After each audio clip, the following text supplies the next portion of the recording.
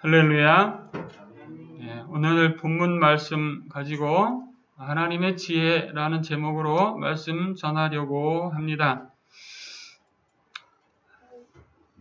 우리가 지난주까지 나눈 말씀에 예수님께서는 악한 세대라고 예수님 복음 전하던 시대를 말씀하셨고, 그들이 여러 가지 사항들에 대해서 우리가 지난 시간까지 말씀을 나눴습니다. 오늘 본문의 배경에는 바리새인의 그 점심 식사에 초대해서 바리새인의 집에 들어갔던 예수님의 모습을 볼 수 있고요. 식사를 초대해서 지금 식사를 맛있게 하셨는지는 잘 모르겠지만 이상한 이야기를 하고 있는 거죠. 모여있는 사람들에게 화 있을진저 이렇게 말을 한다는 것은 굉장히 그 자리에 있는 사람들이 심기를 불편하게 했겠죠. 그래서 오늘 마지막 54절에 뭐라고 말씀하고 있냐면요. 53절, 54절. 거기서 나오실 때에 서기관과 바리새인들이 거세게 달려들어 여러 가지를 따져 묻고 그 입에서 나오는 말을 책잡고자 하여 노리고 있더라. 이렇게 그들의 감정을 표현을 하고 있죠. 오늘 본문의 이 배경이 결코 기분 좋은 상황의 대화는 절대 아니라는 거죠. 예수님이 그 바리새인의 초청에 응해서 가셨을 때 예수님이 거기에 가신 것은 바로 그 자리에 이 말씀들을 듣고 돌아올 누군가가 있었기 때문일 거라고 저는 믿습니다. 네. 우리는 바리새인 또는 서기관 이렇게 하면 교회에 지금 다니고 있으신 분들, 예수님을 잘 믿는 분들일수록 그 사람들은 죄인이야. 이렇게 마음속에 이미 정죄를 내리고 있어요. 판단을 내리고 있다는 거죠. 그 사람들은 절대 이런 식의 느낌과 그런 감정을 우리가 가지고 있는데요. 사실 만약에 그 바리새인이 있는 그 집에 이 말씀을 듣고 돌아올 만한 사람이 한 명도 없었다면 가지 않으셨을 것 같아요. 저는 개인적으로 그런 의견이에요. 어쨌든 오늘 본문에서 그 예수님은 그 자리에 모여있는 사람들에게 꼭 이 말씀을 하셔야 했기 때문에 이 말씀을 하셨을 거라고 저는 믿고요. 그리고 우리가 복음을 듣는 그 시간에는 그 자리에 꼭 필요한 것들이 있어요. 때로는 우리가 그걸 캐치 못할 수도 있겠지만 언제나 우리에게 꼭 필요한 것으로 하나님은 말씀을 내리셨어요. 오늘도 말씀을 듣는 중에 꼭 여러분에게 필요한 하나님의 음성을 들으실 수 있기를 축복해요. 오늘 화 있을진저가 몇 번 나오는지도 몰라요. 근데 이거 화 있을진저를 왜 이렇게 많이 말씀하셨을까요? 이러이러하게 살면 화가 있을 거라는 말입니다. 아멘. 정말로 복받기를 원하고 복된 삶을 살기를 원한다면 어떤 삶을 살아야 하느냐라는 거죠. 예수님의 말씀의 주제는 그거예요. 화 있을진저라는 말은 이렇게 살면 화가 있어. 그런데 그렇지 그걸 돌이켜 회개하면 복된 길이야. 이런 말씀인 거예요.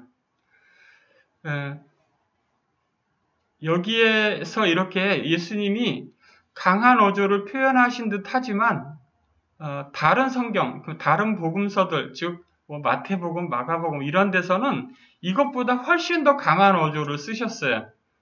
여기는 그래도 굉장히 예수님의 그런 어떤 그 표현을 굉장히 순화시켜서 나타냈다라고 저는 보여요. 왜 그렇게 하냐면 정말로 바리새인들, 오늘 본문에 나온 바리새인들이나 율법교사들의 그 특징을 잘 설명하고 있고 그들의 그러한 부분들이 바로 무엇을 맡고 있어서라고 하는 거냐면 앞전에서 예수님이 주제로 다뤘던 얘기가 뭐예요? 하나님의 나라였죠. 그러니까 예수님은 계속 다니면서 중심 주제가 하나님의 나라였고 그러면 하나님의 나라에 대해서 지금 설명하고 있는데 하나님의 나라가 이미 너희에게 임하였다 이렇게 앞에서 설명하고 있었단 말이죠. 그러니까 지금 여기서도 무슨 이야기냐면 하나님의 나라가 이 땅에 임했는데 그걸 못 알아보는 그 눈을 사람들이 못 알아보게 만드는 너희들이 잘못하고 있는 거다는 거죠. 그러니까 그거를 눈을 뜨고 보라는 거예요. 뭘 보라고요? 하나님의 나라가 이 땅에 임한 걸 보라는 거예요. 아멘. 하나님의 나라가 어떤 식으로든지 그들 눈앞에 임하여 있는 걸 보라는 건데 그것이 무엇을 이제 우회적으로 설명하고 있는 말이냐면 예수님이 바로 하나님의 나라의 그 중심 인물이라는 걸 설명하고 있는 거죠. 그러니까 예수님이 하나님의 아들인 것을 볼 수 있는 눈을 열게 만들지 못한 율법 교사들의 그 가르침은 잘못됐다는 거예요. 아멘.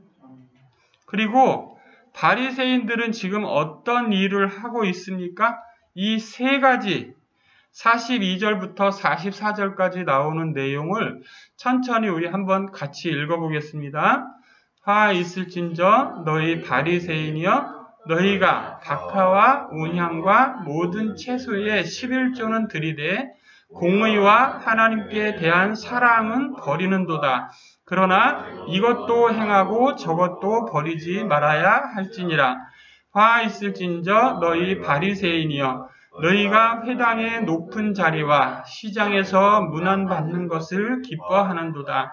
화 있을진저 너희여 너희는 평토장한 무덤 같아서 그 위를 밟는 사람이 알지 못하느니라. 아멘. 이렇게 설명하고 있는데요. 내용이 세 가지가 다 되게 어려워요. 우리가 지금 이해하기에는 굉장히 어려운 표현들로 보이고요. 42절에 나오는 내용, 박하, 운향, 채소의 11조를 드린다.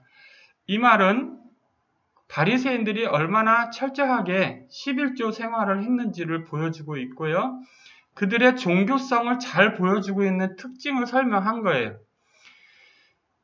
그런데 거기에 뭐가 없다는 거예요? 공의가 없다는 거예요. 공의. 그러니까 뭐로 기준으로 해서 드린 거예요? 공의를 기준으로 해서 11조도 드리고 뭐도 드리고 다 해야 되는 건데 공의가 없는 거예요. 그리고 또 뭐가 없어요?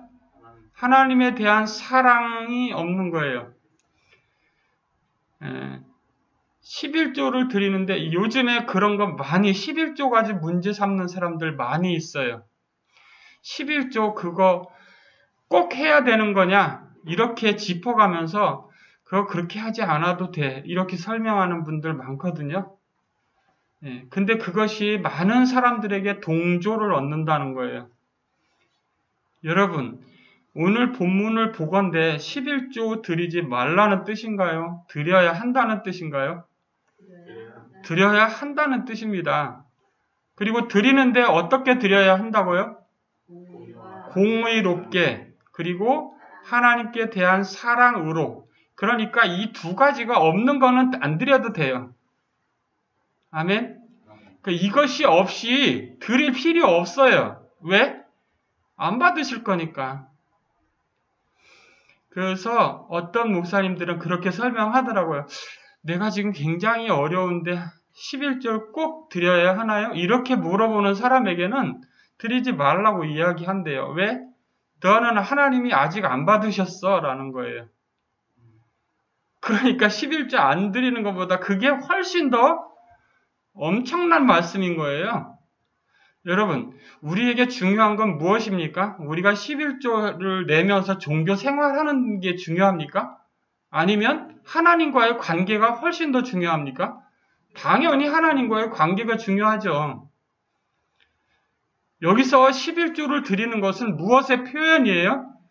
우리가 하나님을 사랑하는 하나님과의 관계의 표현인 거예요. 그렇지 않습니까? 그것이 바리새인들이 가졌던 삶의 태도와 그리스도인들이 갖는 삶의 태도의 차이인 거예요. 지금도 마찬가지로 이런 바리새인들과 같은 맥락의 관점을 가지고 있다면 안 해도 되는 거예요. 11조 안 해도 돼요. 왜? 하나님이 안 받으셔요. 왜? 오늘 본문에 보건대 예수님이 이 화가 나신 것을 알 수 있지 않아요?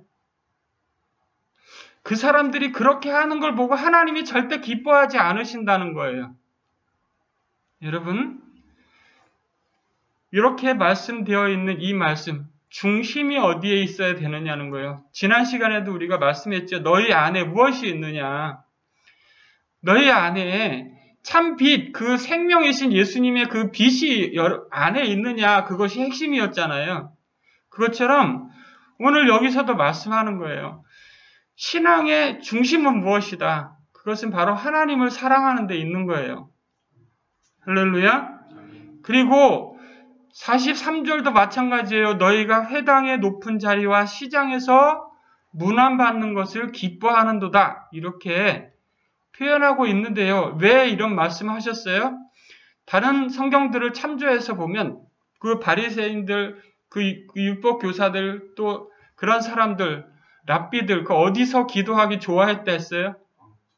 광장에서 손 들고 이렇게 뭐 하고 있다는 걸 표시하는 거예요. 자기가 종교 생활하고 있다는 걸 나타내는 거예요. 하나님이 보실 때 그 사람이 종교 생활 하는지 안 하는지, 하나님을 예배하는지 안 하는지 그렇게 해야만 하나님이 아는 건가요? 그렇지 않다는 거죠. 그 사람의 중심에 하나님이 있느냐는 거예요. 그러니까 바리새인들을 향해서 이렇게 적나라하게 이것저것 말씀하시는 그 가장 핵심에는 뭐가 있어요? 너희 안에, 너희 중심에 정말 하나님을 향한 것이 있긴 있느냐라는 거예요. 그러니까 지금 우리들의 시대에도 만일 우리 중심에 하나님이 안 계시다면 하나님에 관한 것들, 하나님보다 다른 것들로 가득 차 있다면 우리들도 똑같은 말을 들을 수 있어요. 그죠?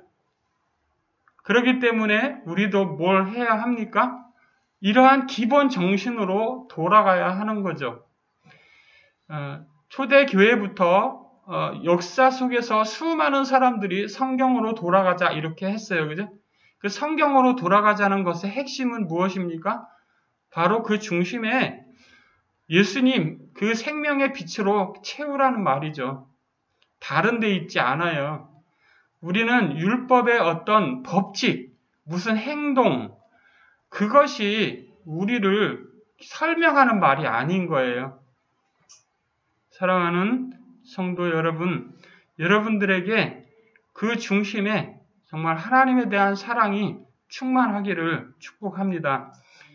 근데 그것이 있기 위해서는 그 안에 뭐가 채워져야 되냐면 이 바로 앞전 시간에 설명했던 생명의 빛이 그 안에 있어야 되는 거예요. 그 생명의 빛이 누굽니까? 예수, 그 이름이죠. 할렐루야. 그리고 44절에 보면 너희는 평토장한 무덤 같다라고 했죠. 그죠? 평토장한 무덤이 뭐예요? 자, 우리나라는 무덤을 어떻게 만듭니까? 땅 파가지고 이렇게 동그랗게 봉분을 만들죠. 근데 이 나라는 그거 아니에요. 그냥 이렇게 평평하게.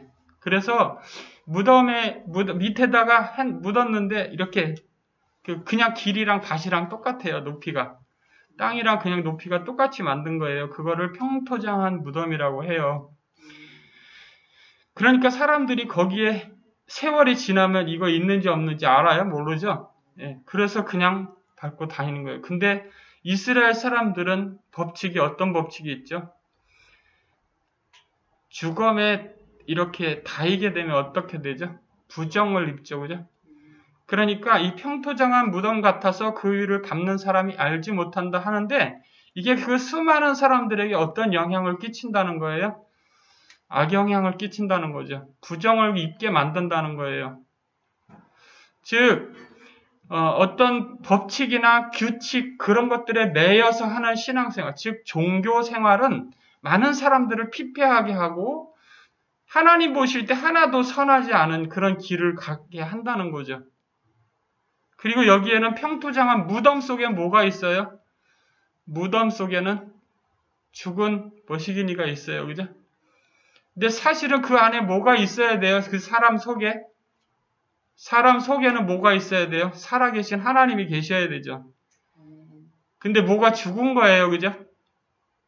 자기 속에 죽어 있는 거예요. 그러니까 예수님 말씀하시기를 너희 안에 하나님이 안 계시니까 라는 뜻이겠죠. 오늘 바리새인들에게 이렇게 적나라하게 그들의 상황을 묘사하면서 너희들 너무 지금 심각한 상황이야. 그러니까 받아들여. 이렇게 한 거예요. 뭘 받아들여? 하나님의 나라 받아들여. 이거예요. 그럼 이 말을 듣고 분명히 그 자리에 누군가는 아, 그래야 하는구나 라고 생각을 했겠죠. 또 많은 사람들은 아까 전에 표현했듯이 속에서 막 천불이 났겠죠. 그죠? 자기들 신앙생활 죽도록 열심히 한다고 생각하는데 야, 너 그렇게 하면 안 돼. 이렇게 한 거니까 이렇게 부드럽게 얘기한 게 아니라 너희들 정말 화가 미칠 거야. 이렇게 하신 거잖아요. 그죠? 예. 두 번째 부류의 사람들이 나오는데 율법 교사들입니다. 그러니까 율법 교사들, 그러면 지금 식으로 표현하면 저 같은 사람들이지 않을까 싶어요. 예, 그런데 이 사람들에게 뭐라고 하십니까? 예, 첫째, 지기 어려운 짐을 다른 사람들에게 지우면서 너는 한 손가락도 이 짐에 대지 않는다. 또 47절 선지자들의 무덤을 너희가 만들고 있다. 그리고 또 하나 더 있었던 것 같은데요.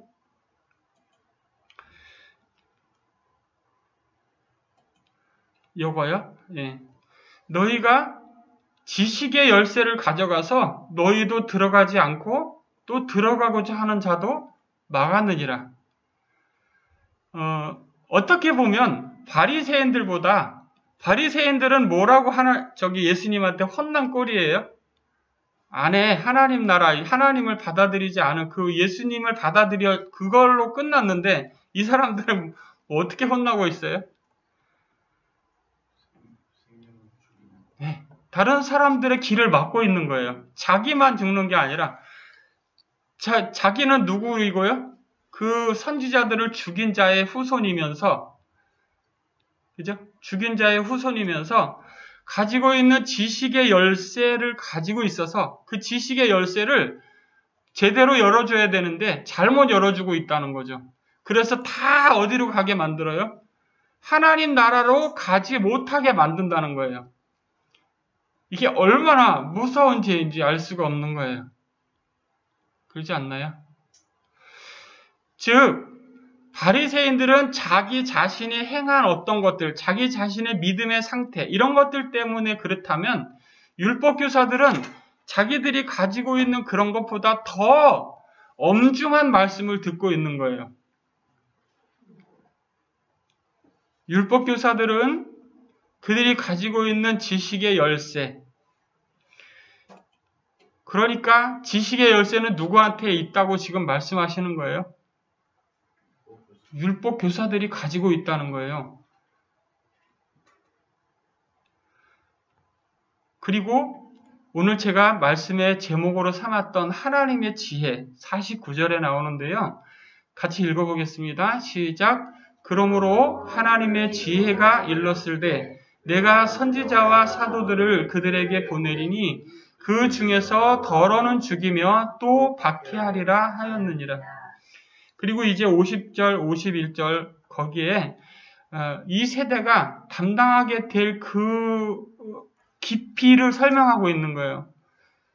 즉 하나님의 지혜는 뭐냐? 하나님의 지혜는 뭐냐? 하나님의 나라를 알아보는 것이 하나님의 지혜예요.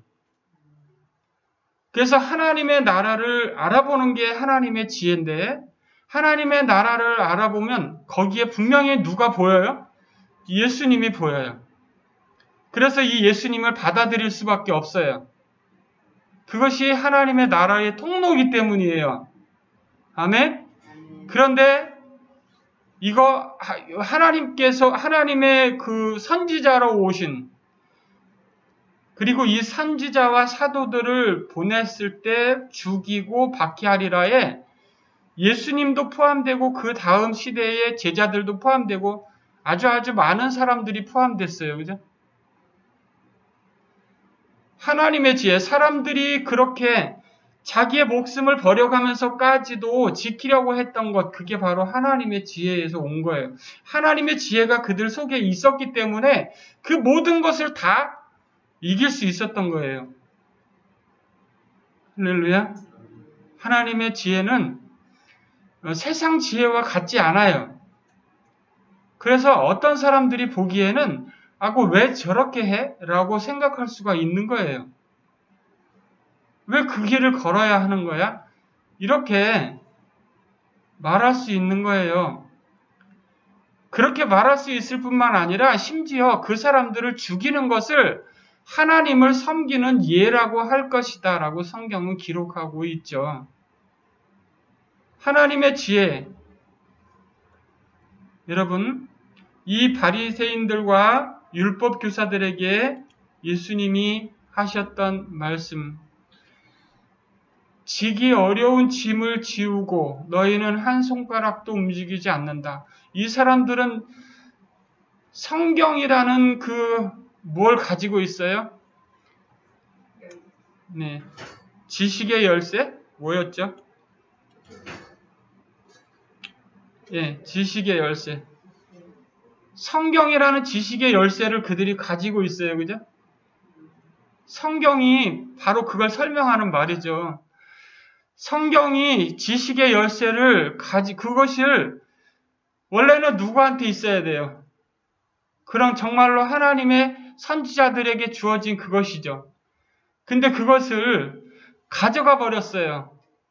가져가 버려서 그것을 잘못한 거죠. 잘못 사용한 거죠. 열쇠를 열어서 사람들을 많이 들어가게 해야 되는 그런 건데, 지기 어려운 짐을 사람에게 지우고 너희는 손가락도 움직이지 않는다라는 표현도 같은 맥락의 말씀인 거예요. 종교 생활을 하게 되면 그 사람들에게 뭐가 생기냐면 짐이 생겨요. 그러나 하나님을 신실하게 섬기는 사람들은 그것이 짐이 되지 않아요. 할렐루야. 그것이 엄청난 차이예요. 그것을 소위 거룩한 부담이라고 많이들 말을 하죠. 근데 우리가 정말로 신앙생활을 하는 동안에 힘들고 어려운 점이 하나도 없다면 그거는 아니라고 봐요. 많은 사람들이 실제로 신앙생활하고 교회 활동을 하다 보면, 교회에서 생활하다 보면 여러 가지 부딪히는 어려움들이 있지만은, 그러나 그것이 정말로 그 안에 하나님의 빛이 비쳐서 그 안에 밝은 빛이 있어서 예수님으로 시작된 그것이 풍성하게 자기 안에 거하고 있으면 그 모든 것들을 감당할 수 있는 줄로 믿어요. 그리고 그것을 하기 위해서 최선을 다하게 돼 있어요. 근데 여기 보면 한 손가락도 이 짐에 대지 않는도다라는 것은 뭘 설명하는 뭐냐면 아무것도 안 하는 거예요. 즉 자기에게 주어진 어떤 것을 하지 않는 걸 의미해요. 여러분, 이 사람들이 지식의 열쇠를 가져가서 어떻게 했어야 됩니까? 뭔가를 했어야 되죠. 그죠? 근데 한 손가락도 짐에 대지 않으니까 무슨 일이 일어나요? 아무것도 제대로 해줄 수가 없게 된 거죠. 예수님은 이 사람들을 봤을 때 무슨 생각이 들었을 거예요? 이놈들 진짜 이러지 않았을까요? 정말로 하나님의 나라를 잘 설명할 수 있는 재료들이 풍성한데 그것에 대해서 하나도 설명하지 않고 아무것도 하지 않는 거예요. 그것에 대해서. 즉 하나님의 나라에 대해서, 예수님에 대해서 설명할 재료들이 무궁무진한데 그것에 대해서 하나도 설명하지 않는다는 거예요. 여러분은 어떠십니까? 오늘 이 율법교사, 이렇게 우리가 어떤 그 설교들을 이렇게 많이 들어보면 이렇게 하나님의 말씀을 그대로 전하지 않고 막 다른 이야기 많이 하시는 분들이 있어요. 물론 그런 것도 어떤 이렇게 필요한 경우가 있긴 하겠죠. 그렇죠? 필요하기 때문에 하나님이 하게 하시겠죠. 중요한 것은 핵심을 전하는 거예요. 하나님의 말씀의 핵심을 전달하는 것. 오늘 본문에도 예수님의 마음의 중심은 저는 그랬을 거라고 믿어요. 바리새인들이나 율법교사들 너희들 정말 벌 받을 거야 이런 차원에서 말했을 거라고 전 생각하지 않아요. 너희들 지금처럼 하면 벌 받을 거야 라는 의미죠. 지금처럼 하지 않기를 바라는 마음이 훨씬 더 컸을 거란 뜻이에요. 이렇게 그 자리에서 하나님의 지혜, 그것은 정말 하나님의 나라를 그들 속에 심어주는 것, 하나님의 나라가 있는 것을 알려주는 것. 그렇지만 그렇게 하려면 수많은 사람이 선지자들과 사도들이 박해를 받게 되고 죽게 될 것들을 볼 수 있는 눈이 있는 것, 이런 것들, 이게 하나님의 지혜인 거예요. 우리가 신앙생활을 하면서 때로 깊은 어려움 가운데 던져질 수도 있다는 것을 알게 되는 것. 그럼에도 하나님이 우리 가운데 계셔서 그 모든 것을 극복하게 하신다는 것. 이런 모든 것 알아가는 것. 그게 바로 하나님의 지혜예요. 성도 여러분, 우리가 열악한 환경 가운데 살아갑니다.